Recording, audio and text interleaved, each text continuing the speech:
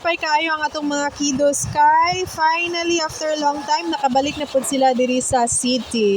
So this is a little reward sa pagpugi og eskwela sa ako ang estudyante kay no promise ko sa iyaha nga once makamao na siya sa iyahang name dalon ako siya diri balik sa Tagbilaran para magdula kay diri raman sa city maka-experience sila o ingani nga mga dula. So as a good performance, this is it, a little reward para ma-motivate pa siya nga magtarong pa jud sa iyahang pag-eskwela.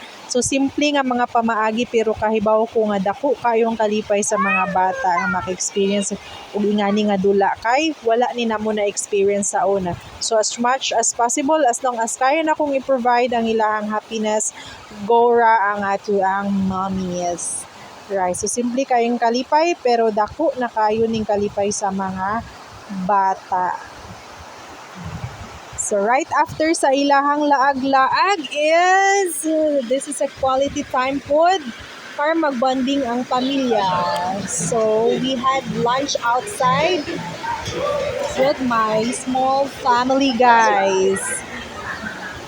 And after the lunch is we go directly to the church para managpot and magpasalamat sa tanang mga grasya nga gihatag sa Ginoo sa amua from always nga mga blessings nga iyahang gihatag kanamo.